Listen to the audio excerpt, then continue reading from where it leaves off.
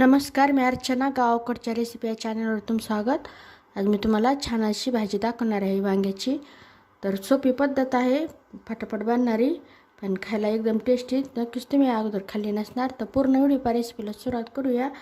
तर इथं मी टोमॅटो घेतलेला आहे, कोथिंबीर, लसूण आणि कांदा. तर हे सगळं साहित्य तुमच्या प्रमाणानुसार घ्यायचं. आता हे न भाजताच असं मिक्सरला बारीक करून घ्यायचं आणि पाणी टाकायची गरज नाही.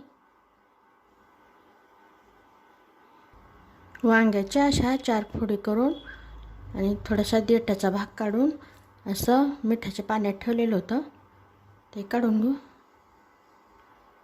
तेल टाकायचं, यामध्ये वांगे टाकायचे. वांगे व्यवस्थित तेलामध्ये परतून घ्यायचे. वांगे व्यवस्थित परतले गेलेले काढून घेऊ. हे वाटण टाकायचं. वाटण टाकल्यानंतर कच्चेपणा जाईपर्यंत परतून घेऊ. गॅसच्याच गरजेनुसार कमी जास्त करायची. व्यवस्थित असं परतवलं गेलेलं, गॅसच्याच कमीच ठेवलेली आहे. त्यामध्ये हळद टाकायची, मसाला टाकायचा, छान रंग येण्यासाठी लाल मिरचीची पूड. गॅसच्याच कमी ठेवून व्यवस्थित असं परतून घ्यायचं. छान असं बाजूने तेल सुटेपर्यंत, छान रंग बदलेपर्यंत, सुगंध सुटेपर्यंत परतत राहायचं. छान असा तेल सुटल्यानंतर थोडंसं पाणी टाकायचं. यामध्ये सुरुवातीला जास्त नाही टाकायचं. व्यवस्थित असं मिक्स करून घ्यायचं. यामध्ये आता हे वांगे टाकायचे. वांगे टाकल्यानंतर छान असं परतून घ्यायचं. यामध्ये आता गरजेनुसार पाणी टाकायचं.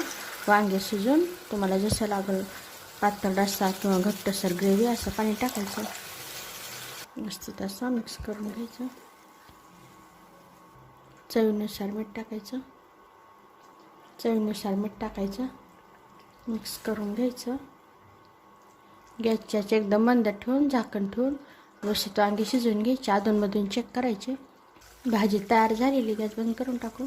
यावर बारीक कट केलेली कोथिंबीर. वांग्याची भाजी तयार झालेली आहे. नक्की बनवा या पद्धतीने. कशी झाली तेही कमेंटमध्ये सांगा. अशा माझ्या साध्या सोप्या रेसिपीज तुम्हाला आवडत असतील, माझ्या चॅनलला सबस्क्राईब करा, रेसिपीला लाईक करा.